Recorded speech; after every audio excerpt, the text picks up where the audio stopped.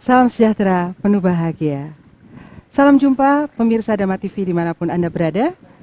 Berjumpa kembali dengan saya, Satna Dewi, dalam acara yang tentunya telah kita tunggu-tunggu bersama.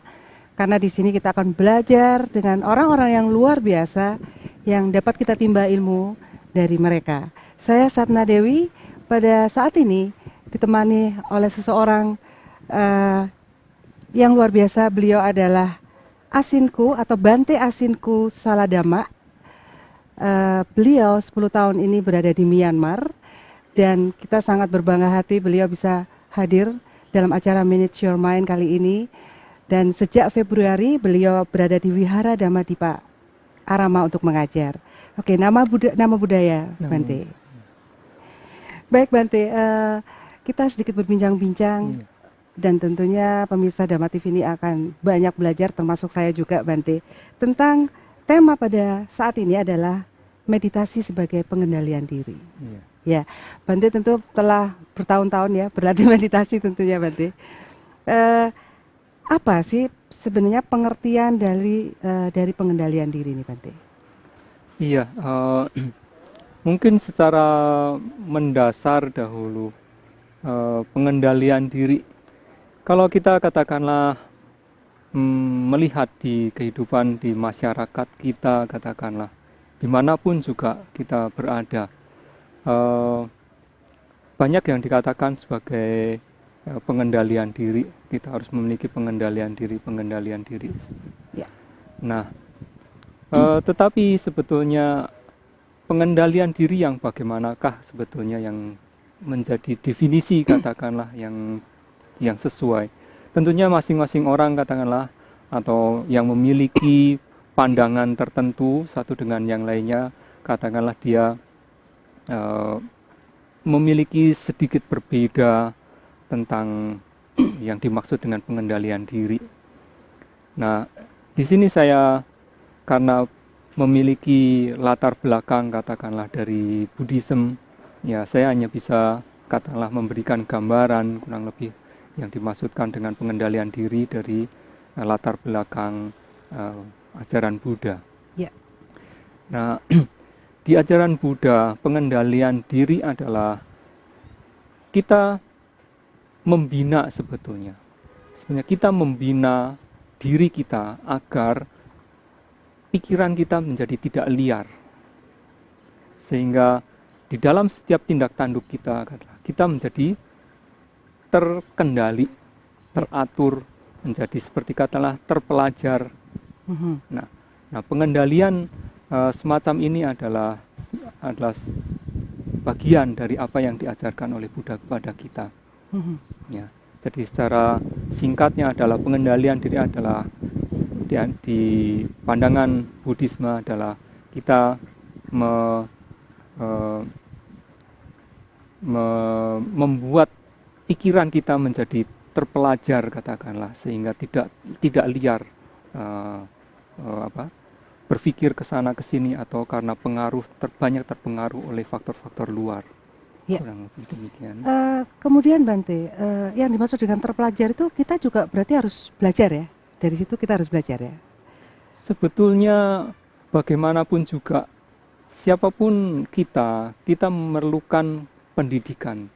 Nah, tetapi pendidikan ini bisa dikatakan pendidikan yang bersifat informal atau pendidikan yang harus kita dapatkan di bangku sekolah, katakanlah demikian. Ya, formal ya. Ya, kalau informal katakanlah dari sejak kita kecil dari orang tua, beliau mendidik kita untuk sebetulnya mengarahkan kita menjadi disiplin, menjadi terpelajar secara informal terlebih dahulu.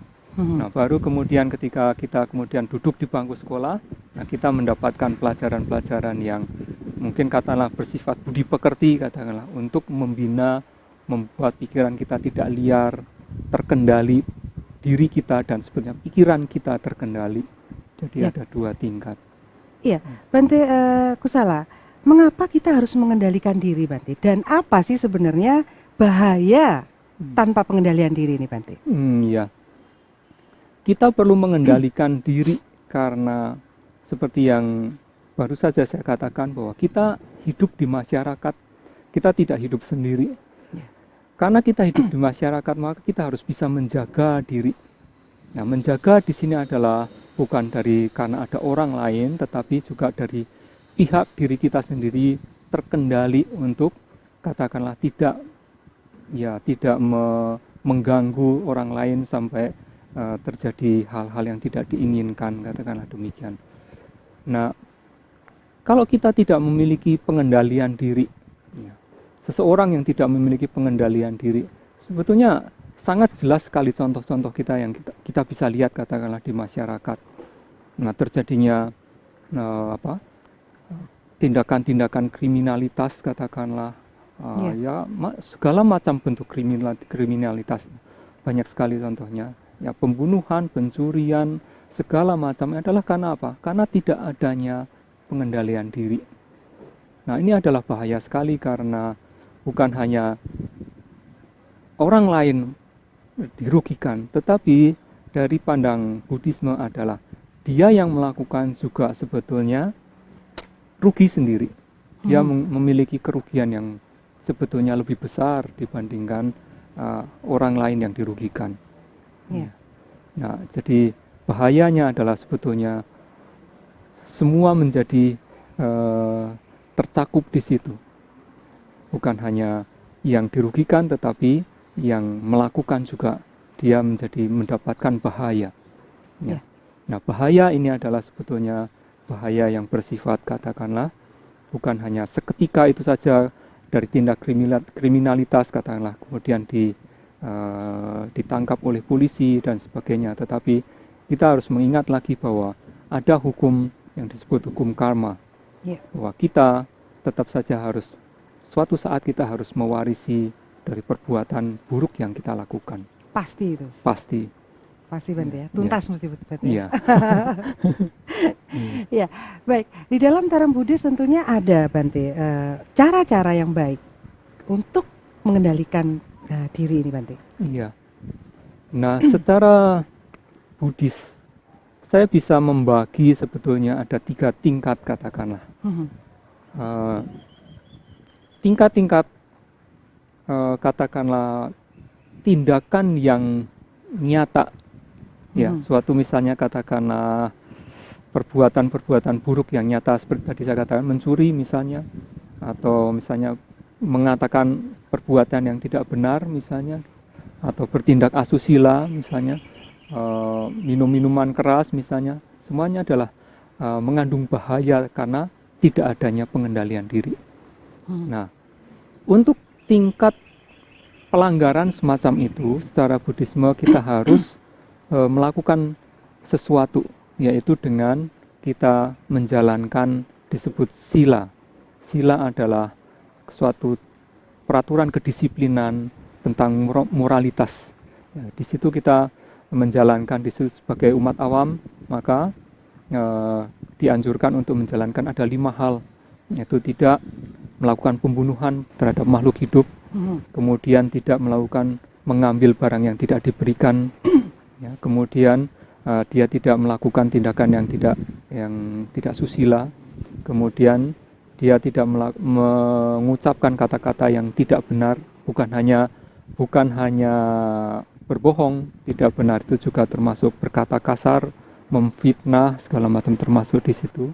Kemudian juga menghindari makanan dan minuman yang bisa membuat kita lemah kesadaran kita. Nah, itu satu tingkat di situ. Jadi untuk menghindari yang nyata, perbuatan-perbuatan kejahatan yang nyata yang biasa kita lihat adalah satu adalah sila. Yang kedua adalah dengan meditasi yang disebut meditasi ketenangan batin, atau di dalam istilah teknis Buddhisme adalah samatha bhavana, ya, tingkat meditasi ketenangan batin. Di dalam melakukan kalau kita ingin melakukan meditasi ketenangan batin, tentu harus ada suatu landasan dulu.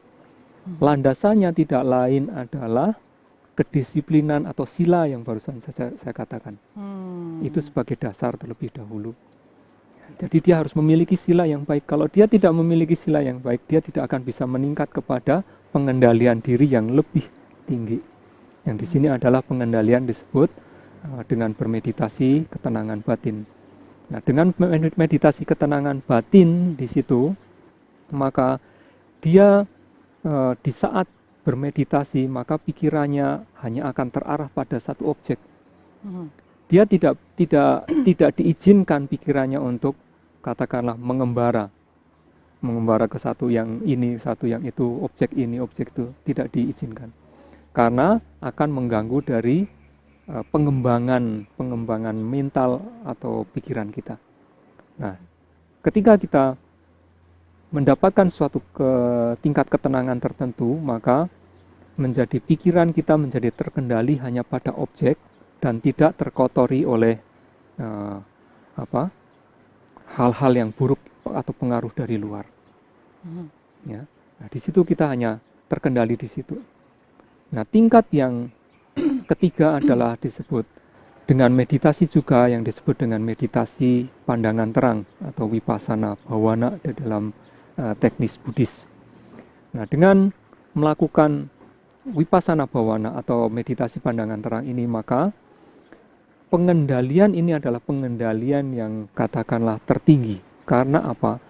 Bukan hanya dia bersifat mengendalikan pikiran kita, tetapi dia juga bisa menuntun kita pada suatu tingkat pencapaian pengetahuan tertentu yang akan menghancurkan, katakanlah, menghancurkan kekotoran batin. Nah, ini sangat penting sekali di sini. Jadi tingkat sila, kemudian dengan meditasi samatha atau ketenangan batin, kemudian dengan meditasi pandangan terang atau vipassana. Pandangan terang ini apakah sebuah kebenaran hakiki ya, Bante? Ada nggak istilah seperti itu, Bante? Sebetulnya yang kita lihat katakanlah dengan meditasi pandangan terang adalah ya katakanlah dengan kebenaran hakiki atau apa. Tetapi saya lebih cenderung mengatakan kita melihat dan akan mengerti realitas. Realitas apa di dalam suatu kehidupan itu. Nah, ini menjadi bahan pengendalian kita. Dengan meditasi kita mengendalikan di situ. Baik, Bante Kusala. Pembicaraan kita semakin seru tentunya, tetapi waktu yang membatasi kita sehingga kita akan break sejenak.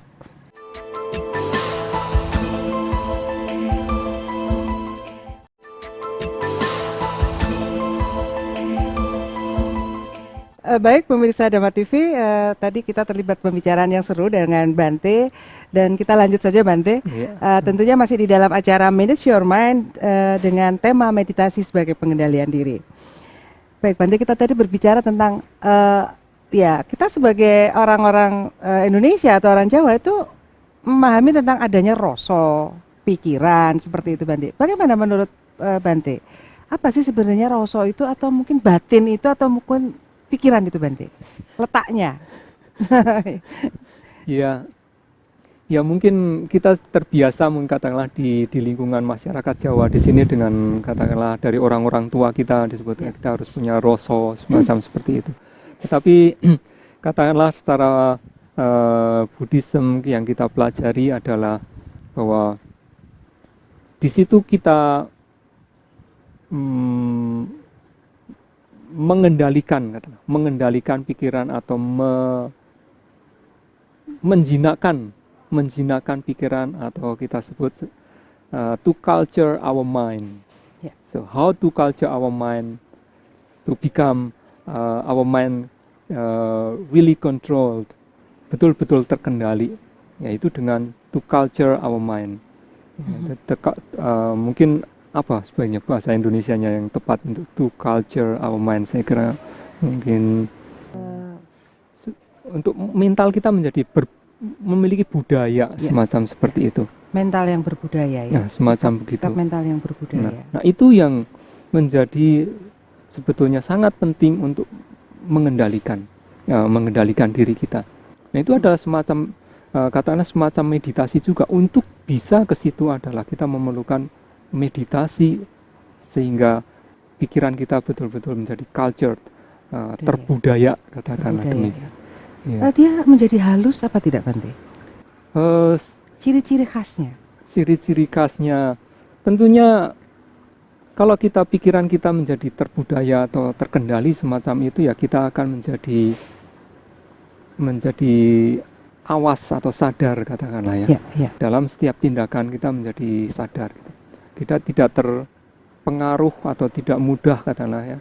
Karena kita masih berlatih ya. Ya. Tidak mudah terpengaruh oleh katakanlah oleh lingkungan dari luar, katakanlah demikian.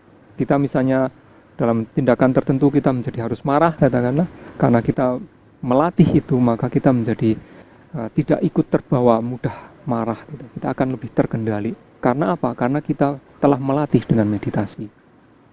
Tanpa pelatihan itu biasanya sangat sulit sekali. Ya. Nah, itulah. Jadi perlunya kita melatih meditasi sehingga kita bisa mengendalikan diri. Ya. Sejauh mana lingkungan berpengaruh dalam pengendalian diri? Kadang-kadang di dalam lingkup keluarga aja, Bante. Kadang-kadang ada beberapa emosi yang kadang tidak terkendali kan di dalam lingkup keluarga kita. Itu sejauh mana, Bante? Ya, memang itu yang saya juga lihat. Katakanlah secara mudah kita bandingkan. Kalau kita melihat, kita membaca buku-buku Tipitaka, katakanlah, itu adalah 2500 tahun yang lalu, ketika katakanlah masa Buddha masih hidup. Nah, di Tipitaka sebenarnya kita bisa melihat lingkungan sebetulnya juga. Nah, sekarang kita hidup di zaman sekarang. Di zaman dahulu, katakanlah, orang katakanlah lebih memiliki lebih pikiran atau diri yang lebih terkendali dibandingkan sekarang. Sehingga bagi mereka di zaman dahulu, mereka lebih mudah mengembangkan meditasi. Nah, tentunya bukan berarti tidak ada katakanlah perbuatan asusila, tidak ada, tidak. Semuanya ada. Tetap di sana juga ada. Sekarang juga ada. Ya. Hanya katakanlah frekuensinya katakanlah di waktu yang lampau tidak seburuk kondisi sekarang katakanlah. Berarti memang ini tantangannya lebih besar ya di zaman-zaman sekarang ini, Bante? Tentu saja. Karena apa? Karena lingkungan yang semakin berkembang, di mana katakanlah media-media yang kurang mendukung ke pengendalian diri. Ya. Nah, itu yang banyak menyebabkan. Ya. Adakah faktor lain yang berpengaruh dalam pengendalian diri, Bante? Faktor lain, saya kira faktor-faktor yang lain yang perlu dipertimbangkan atau yang akan mempengaruhi kita dalam pengendalian diri adalah orang-orang dekat kita juga sangat mempengaruhi. Katakanlah orang dekat kita, kalau kita bergaul misalnya dengan teman-teman kita misalnya yang terkendali, maka kita juga otomatis terkendali. Buddha mengatakan kalau kita tinggal di tempat tinggal yang sesuai, artinya di dalam lingkungan yang memang kondusif, mendukung untuk itu, maka kita akan otomatis ikut. Tapi kalau kita misalnya tinggal di lingkungan misalnya lingkungan kaum pencuri misalnya, kita otomatis akan bisa mudah terbawa ke sana. Ya. Nah, itulah maka pandai-pandai katakanlah kita menjaga diri, mengendalikan diri, maka harus kita imbangi dengan meditasi. Apakah yang paling penting dalam pengendalian diri ini, Bante? Yang paling penting dalam pengendalian diri adalah sebetulnya disebut perhatian murni. Ya. Perhatian murni atau di dalam teknis Buddhis adalah disebut sati, pengendalian perhatian murni. Susah ini, Bante. Sulit ya. Sebetulnya perhatian murni adalah suatu hal yang sangat sederhana. Tetapi karena sangat sederhana, dia menjadi sulit. Ternyata yang sederhana itu sulit sekali ya, Bante. Iya. Ya. Ya. Apa pengendalian? Perhatian murni ya, Bante. Perhatian murni. Nah, perhatian murni ini adalah kita harus melatih, terutama pertama adalah harus dengan meditasi. Tanpa pelatihan itu ya akan sulit ya. Jadi kita perlu pertama adalah dengan pelatihan, yaitu dengan meditasi. Nah, ketika kita meditasi, kita memperhatikan objek. Nah, objek di situ adalah objek yang bersifat realitas. Nah, objek yang bersifat realitas. Tubuh badan manusia kita itu tidak realitas. Manusia itu adalah suatu konsep. Barang-barang segala macam yang ada di sekeliling kita itu adalah konsep. Kita hidup adalah hidup di dalam konsep. Maka kita harus bisa sekarang melihat yang disebut realitas. Nah, realitas ini ada yang disebut, satu adalah kesadaran. Kesadaran adalah realitas. Kemudian adalah faktor-faktor dari kesadaran itu atau faktor-faktor mental. Ini juga adalah suatu realitas. Ya. Nah, kemudian adalah yang disebut rupa atau jasmani. Rupa atau jasmani itu adalah bukan ini, ada di sini tetapi bukan ini.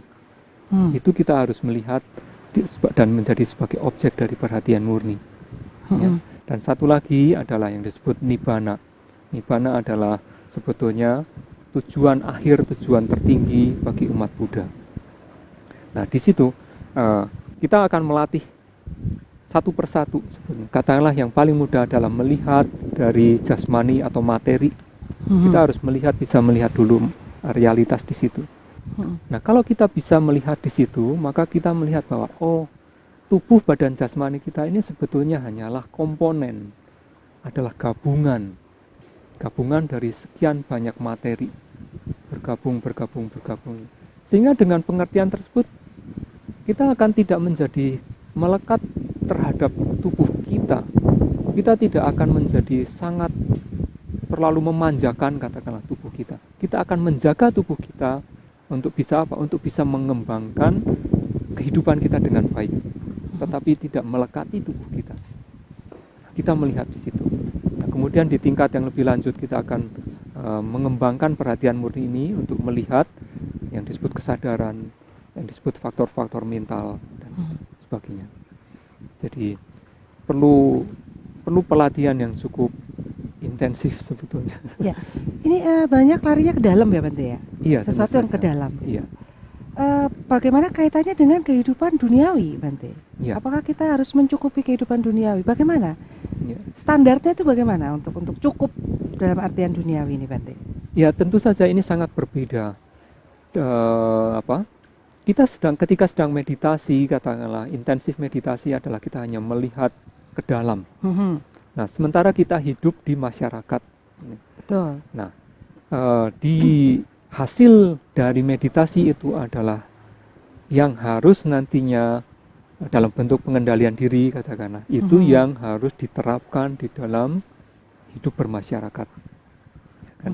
Sehingga katakanlah di antara sekian banyak dari televisi menyiarkan, mempromosikan sekian banyak produk-produk baru, ya, alat kecantikan bagi yang wanita, yang bagi yang pria juga semakin banyak mode, katakanlah demikian, maka kita akan bisa melihat dan membedakan antara yang disebut kebutuhan dan keinginan. Nah, sehingga di situ, sehingga kita bisa mengendalikan, terkontrol. Pikiran kita sudah mulai terculture di situ, terbudaya di situ, sehingga kita bisa memilah-milah kebutuhan, ini keinginan. Demikian. Ya.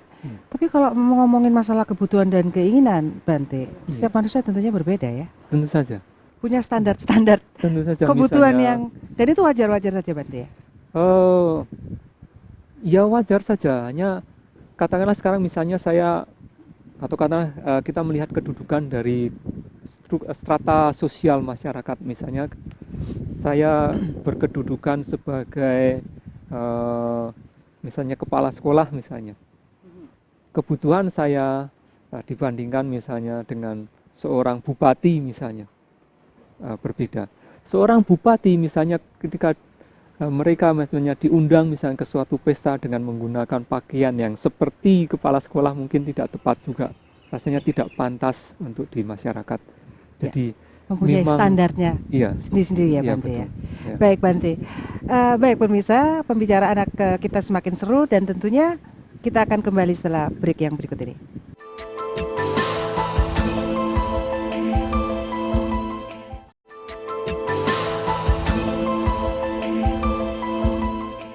Baik, pemirsa Dhamma TV masih di acara Manage Your Mind bersama Sapna Dewi dan Bante Pusala kita membahas tentang meditasi, keperluan dari meditasi. Baik Bante, tadi kita berbicara tentang standar manusia ternyata berbeda-beda ya Bante, dan itu sebenarnya di dalam kehidupan duniawi yang berwarna-warni ini Bante, itu sah-sah saja Bante? Ya tentu saja sah-sah saja ya, hanya ya memang itu harus mengerti sejauh mana dia tadi yang saya katakan membedakan antara kebutuhan dan keinginan, sehingga tidak semakin terpacu hanya untuk memenuhi keinginannya saja. Kalau dia bisa mengerti kebutuhannya, maka dia bisa lebih terkendali di Ya, situ. tentunya ada ciri-ciri dong Bante dari manusia-manusia atau orang yang bisa mengendalikan diri ini Bante. Ya, manusia yang bisa katakanlah mengendalikan diri katakanlah dengan sempurna adalah ya kita bisa melihat dari figur Buddha itu sendiri, atau katakanlah orang-orang yang telah mencapai tingkat-tingkat kesucian. Nah, tetapi di dalam masyarakat sekarang katakanlah untuk bisa melihat seorang orang suci semacam itu katakanlah menjadi sulit, semakin sulit ya. Nah, tetapi kita bisa mengatakan bahwa seseorang yang memiliki pengendalian diri yang baik katakanlah dia katakanlah ya lebih bijaksana katakanlah ya dalam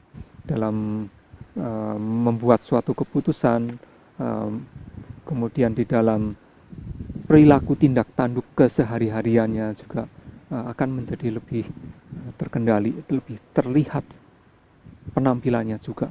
Tenang mungkin ya Bante? Ya, mungkin ketenangan juga gitu. Kemudian tidak suka katakanlah apa ya, jahil gitu ya, atau bagaimana gitu ya.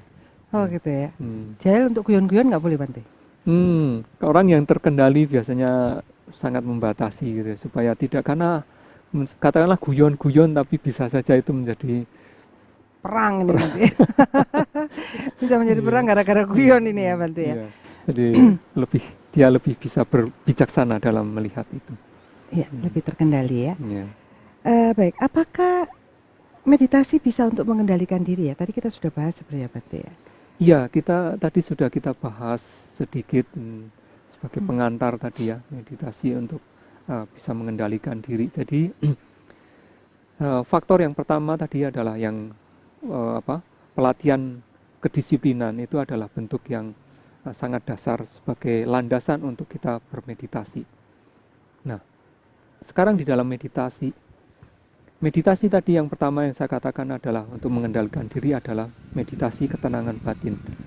Nah, meditasi ketenangan batin atau samatha bhavana ini adalah dia akan mengendalikan pikiran kita katakanlah, mengendalikan diri kita terhadap apa? Terhadap suatu gangguan-gangguan atau godaan-godaan tertentu. Godaan-godaannya apa? Godaan-godaan ada di dalam batin kita. Banyak Bante. Nah, dia ada di situ. Jadi suatu ketika ada suatu kondisi yang pas gitu kan. Katakanlah misalnya sekarang ibu misalnya mulai shopping katakanlah gitu. Mulai ngelihat, ini baju ini bagus. Oh, itu lebih bagus. Oh, itu lebih bagus. Nah, dia mulai menggoda gitu. Yang itu saja, yang itu saja. Nah, kalau kita terkendali dalam meditasi ketenangan batin, maka kita juga menjadi di situ terjaga. Di situ terjaga. Ya, tapi dia belum bisa mentuntaskan sebetulnya. Kita mungkin kalau kalah katakanlah ya kita akan terbawa ke situ. Ya. Tapi itu suatu tingkat pengendalian diri. Nah, adalah yang paling tinggi yang saya katakan tadi adalah pengendalian diri melalui meditasi pandangan terang. Nah, karena di situ saya katakan juga bahwa meditasi pandangan terang akan bersifat menghancurkan kekotoran batin. Kekotoran batin ini misalnya apa Bante? Kekotoran batin misalnya adalah keserakahan kita. Ya. Itu adalah suatu kotoran batin. Rasa kebencian atau kemarahan kita, itu adalah kekotoran batin. Kemudian juga kesombongan kita, itu adalah kekotoran batin. Ya, jadi cukup banyak kekotoran batin di situ. Cemburu, iri, mungkin kikir ya. Semacam itu. Nah, itu adalah tingkat yang tinggi. Karena apa? Kalau dengan meditasi pandangan terang kita bisa akhirnya mengerti sifat atau realitas yang sebenarnya dari katakan apa sih yang disebut kikir, apa yang disebut iri hati, maka kita menjadi terkendali.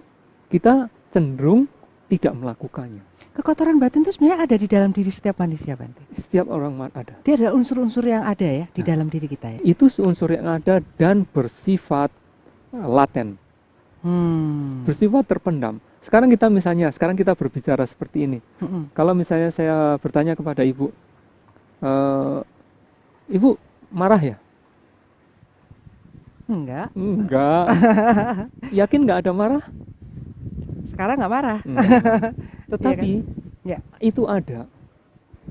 Sekarang tidak ada. Karena apa?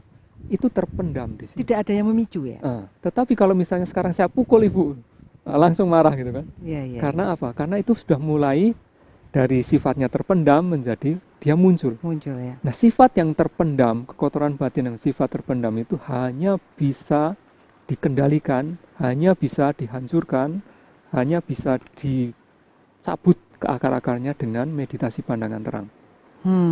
Nah, tetapi sifat marah yang muncul, misalnya saya mengucapkan kata kasar misalnya gitu kan, saya memukul misalnya.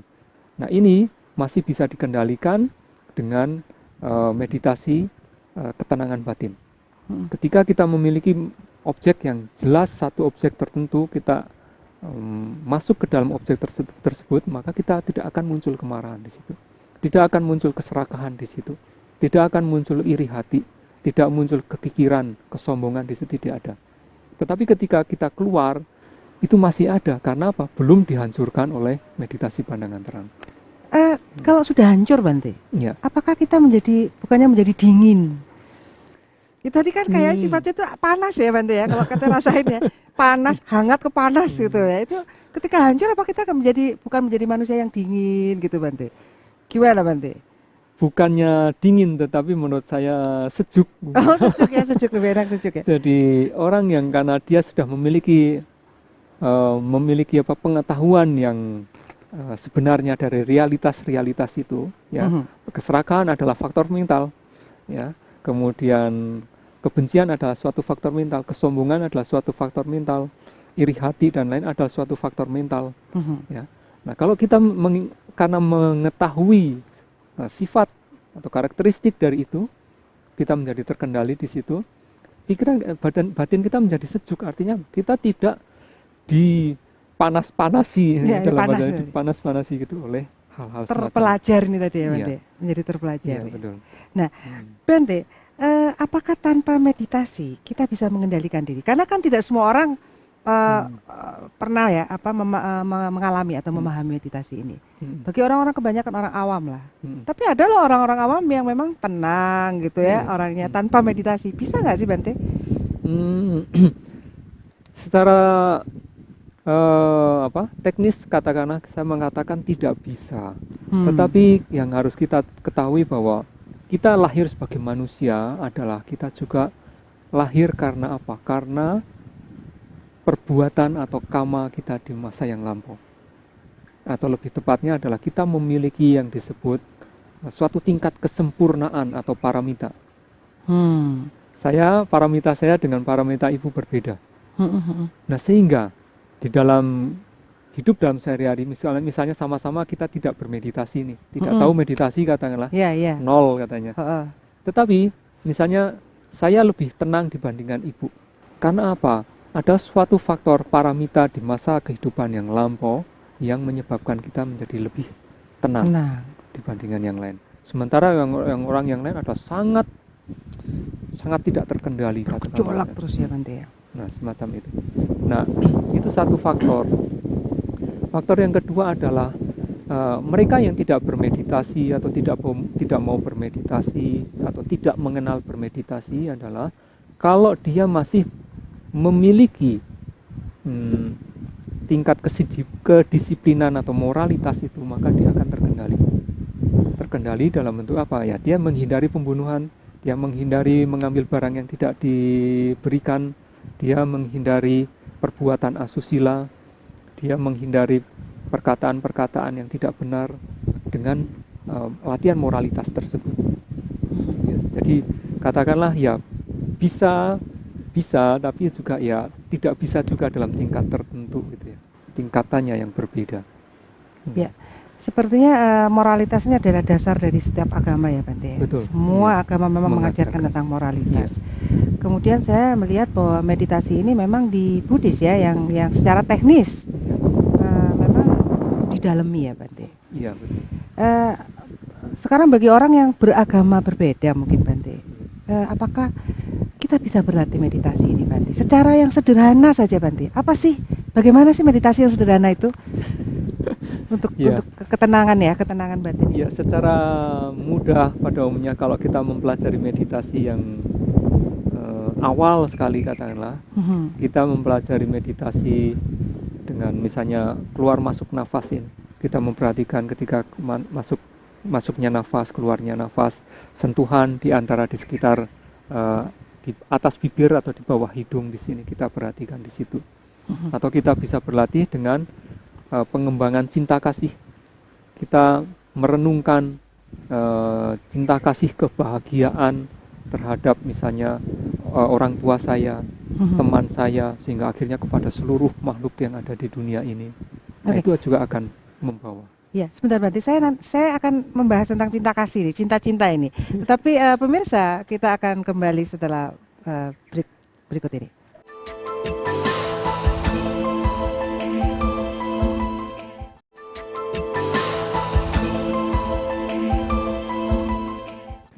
Baik pemirsa Dhamma TV dimanapun Anda berada, saya Satna Dewi kembali dalam acara Manage Your Mind bersama Bante Kusala Dhamma dalam tema meditasi sebagai pengendalian diri. Tadi kita membahas tentang meditasi yang sederhana saja yang bisa dilakukan oleh orang-orang awam mungkin ya dalam agama yang berbeda, mungkin dalam keyakinan yang berbeda. Tadi Bante katakan pengendalian dengan nafas, perhatian nafas ya Bante. Salah satunya kita bisa melakukan dengan melihat keluar masuknya nafas ini. Kayaknya sih sederhana ya Bante ya. Memang sederhana dan semua orang bisa melakukannya. Ya. Apa efek yang ditimbulkan kemudian Bante dengan mengendalikan nafas? Apakah kita terus-menerus selama beberapa menit atau berapa lama itu Bante untuk selama mungkin. Oh, selama mungkin ya. Jadi terus ke situ. Jadi selama mungkin kita bisa betul-betul melihat keluar dan masuk nafasnya. Jangan sampai pikiran kita katakanlah lari ke objek yang lainnya. Kalau kita bisa melihat keluar masuknya nafas ini terus menerus, setelah 10 menit kita tingkatkan hingga 1 jam katakanlah, nanti akan berkembang dengan sendirinya. Berkembang dengan sendirinya bisa sampai 1,5 jam katakanlah 2 jam. Sehingga pada suatu ketika kita akan masuk ke dalam suatu tingkat yang disebut tingkat pencerapan pikiran atau disebut jhana di dalam teknis Buddhisnya. Jhana atau pencerapan batin atau pikiran. Nah, di situ kita pikiran kita menjadi begitu tenangnya. Tidak ada kekotoran batin, godaan-godaan seperti keserakahan, kebencian dan lainnya yang akan muncul, tidak akan mengganggu. Semuanya tidak mengganggu di situ. Di dalam keadaan pencerapan pikiran semacam itu, maka kita betul-betul mendapatkan suatu ketenangan dan diri kita, batin kita betul-betul terkendali. Nah, itulah nantinya ketika setelah selesai bermeditasi katakanlah yang membawa kita di dalam kehidupan bermasyarakat adalah sedikit banyak membantu dalam pengendalian diri kita. Ya, kalau di Jawa ada yang gak ojo gumun, jadi heranan, apa gitu ya Bante, atau sak matyo, semuanya menjadi sewajar-wajarnya saja. Apa itu salah satu akibat dari sebab bermeditasi Bante? Bisa dikatakan demikian juga ya, di dalam satu taraf tertentu adalah dia menjadi karena pikirannya tenang. Ya, karena ketenangan pikirannya itu, maka dia bisa menimbang. Ya, tadi yang saya katakan, dia menjadi lebih bijaksana. Dia lebih bijaksana dalam menyikapi kehidupan ini. Bagaimana menghadapi teman, bagaimana mencukupi kehidupannya. Nah, itu. Mungkin saya membayangkan ketika kita tenang, kita menjadi lebih jitu, lebih titis gitu, lebih jitu kalau bertujuan sesuatu gitu Bante. Mungkin seperti itu Bante. Kalau di dalam pekerjaan lah ya, di dalam pekerjaan kita. Kadang-kadang kan kita harus mengerjakan sesuatu. Kalau itu kita dengan tenang, dia lebih tepat, lebih. Iya tentu saja. Karena seperti itu ya. Kalau kita misalnya melakukan pekerjaan tertentu gitu. Kalau kita pikiran kita sangat gelisah katakanlah, terlalu banyak godaan, harus pikir sana pikir sini, gelisah ya tidak akan kita bisa membuat keputusan dengan baik, Dengan cepat, dengan baik cepat, ya. dengan baik juga. Berarti kondisi ini menjadikan sebenarnya kita menjadi lebih efisien, Iya, lebih efektif, lebih tepat sasaran iya, dalam kondisi tenang ini Bante ya. betul. Ini Iya, sesuatu yang harus kita pelajari bersama ini. tentu saja. Iya. Tidak menjadi boros secara Iya. energi juga. Iya. Dan itu bukan hanya untuk yang, karena saya mengatakan saya Buddhis bukan hanya Buddhis, tapi masyarakat juga seharusnya mengerti makna dari meditasi ini sehingga mau berlatih. Ya. Karena kita melihat bahwa dengan meditasi ini dia memberikan suatu manfaat yang besar dalam pengendalian diri, di Ya. dalam kehidupannya, di dalam menyikapi di dalam masyarakat segala macam. Tadi saya juga mendengar tentang meditasi cinta kasih nih Bante. Iya. Ini bagaimana Bante?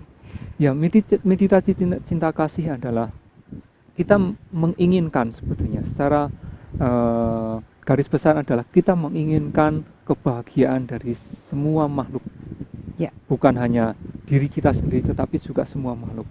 Nah, Mhm. untuk kita bisa memberikan kebahagiaan kepada semua makhluk, maka kita juga harus memiliki kebahagiaan diri sendiri dulu. Tanpa kita tidak memiliki cinta kasih terhadap diri kita sendiri, kita tidak akan bisa membagikan Kepada yang lain ya. kepada yang lain. Apa itu bahagia Bante? Nah, kan kita harus apa itu bahagia kan banyak loh Bante yang macam-macam loh bahagianya. Aku bahagia kalau punya mobil Ferrari gitu misalnya. Ya Iya. bahagia ini apa sih sebenarnya? Nah, bahagia di sini adalah lebih cenderung adalah bahagia secara spiritual tentunya. Ya. Nah, masuk lagi ke dalam spiritual kita. Nah, bahagia spiritual berbeda dengan bahagia secara materi. Ya, memang kalau katakanlah kita memiliki materi ini ya kita bahagia gitu. Tetapi bahagia spiritual adalah dia lebih powerful. Karena apa? Dia bisa menjaga di saat katakanlah kita meskipun kita tidak memiliki apa-apa pun kita akan terjaga. Karena apa? Kita memiliki sifat bahagia secara spiritual. Kita puas dengan katakanlah apa yang kita miliki di situ. Menjadi lebih sederhana mungkin Bante. Lebih sederhana tetapi bukan berarti kemudian ya sudahlah apa adanya, bukan begitu, bukan berarti itu, tapi dia tetap berusaha. Dia berusaha menjalankan tugasnya misalnya demikian, apa yang dia lakukan sebagai pekerjaannya dia melakukannya dengan giat tetap seperti itu, tapi dia menjadi tetap memiliki menjaga kebahagiaannya dengan spiritualnya tetap bahagia di situ. Nah, setelah dia memiliki kebahagiaan di situ, maka dia akan menjadi lebih mudah ketika apa?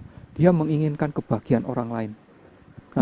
Teman-teman misalnya, teman sekerja misalnya, dia kelihatan bagaimana ada perasaan sedih misalnya, atau apa, kita bisa menanyakan kenapa, adalah dalam bentuk aktif, bukan lagi hanya sekedar dalam duduk meditasi cinta kasih memberikan kebahagiaan, tetapi akhirnya nanti dalam bentuk action, tindakan ya Bante. tindakan. Jadi mungkin kebahagiaan ini sesuatu energi yang positif. Ya. Dan ketika di sekitar kita itu ada yang berenergi negatif, dia kemudian mengalir seperti itu sebagai sebuah tindakan. Iya. Iya, Ya, Bante. dia memang Mengalir, kan? menjadi Energi itu. Memenuhi betul.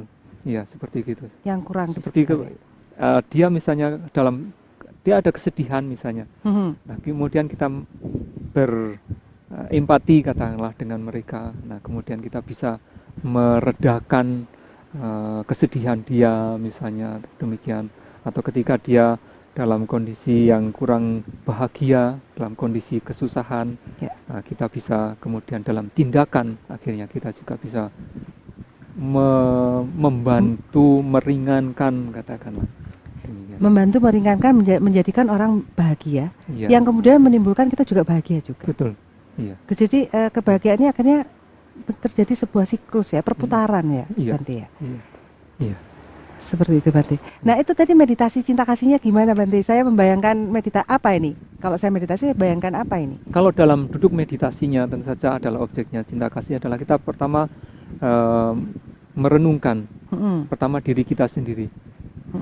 Semoga saya berbahagia, semoga saya bebas dari penderitaan, semoga saya bebas dari kesukaran, ya, semoga saya bisa ya katakanlah mempertahankan kebahagiaan yang telah saya peroleh. Nah, katakanlah dengan 4 syair, 4 kata ini diulang-ulang terus. Semoga saya berbahagia, semoga saya bebas dari penderitaan, semoga saya bebas dari kesukaran, semoga saya bebas, semoga saya bisa mempertahankan kebahagiaan yang saya peroleh gitu. Atau kalau misalnya terlalu sulit ya gitu ya.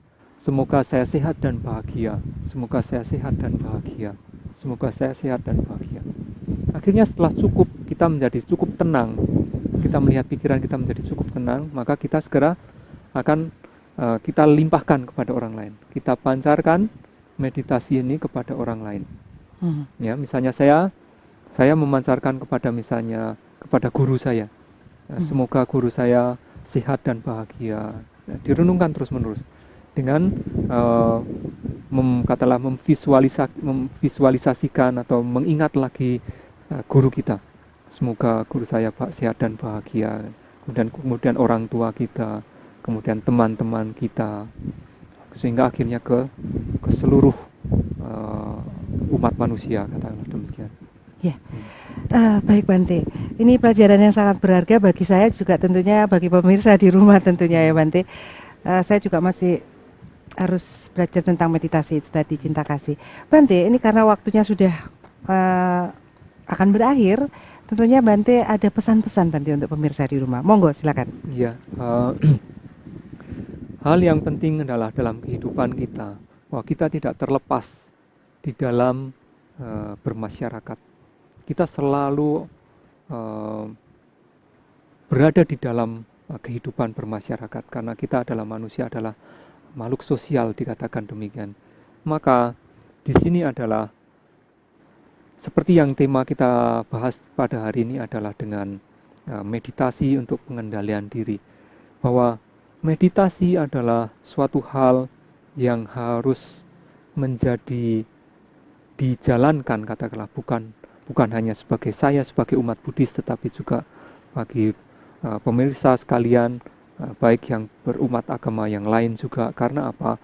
Karena meditasi ini memiliki manfaat positif yang banyak sekali dalam menunjang kita mengendalikan diri, di dalam kita untuk bermasyarakat dengan baik, di dalam kita menjadi orang yang tertib, katakanlah, menjadi terpelajar, pikiran kita menjadi jinak, terbudaya. Nah, ini adalah suatu hal yang perlu diingat, sehingga bagi masyarakat juga akan menjadi tergerak pikirannya untuk melatih meditasi ini, melatih pengembangan batin ini agar menjadi orang yang betul-betul terkendali, tidak terberontak pikirannya, atau tidak liar, katakanlah demikian, sehingga menjadi betul-betul membina kehidupan masyarakat di dalam lingkungan, di dalam negara ini, sehingga negara kita juga bisa menjadi masyarakat yang cultured mind with culture mind. Dan tentunya dengan pengendalian diri kita menjadi lebih efisien dan efektif. Betul. Oh iya, tadi. Sangat efisien dan efektif kita dalam mengambil keputusan, di dalam melakukan tindakan-tindakan juga akan menjadi demikian. Ya. Mungkin bagi teman-teman kita yang awam, ya, bisa berlatih di wihara sini, Bante? Ya, tentu saja. Karena yang disebut meditasi adalah bukan milik orang Buddha saja, tetapi adalah bagi masyarakat.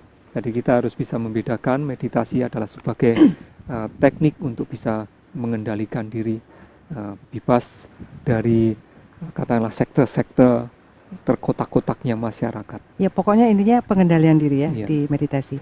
Baik Bante, terima kasih atas rawuhnya pada saat ini. Baik pemirsa Dhamma TV, tentunya kita telah belajar banyak di bahasan yang luar biasa pada saat ini. Tentunya kata kunci kita adalah mind is not everything, but everything is from mind. So, manage your mind.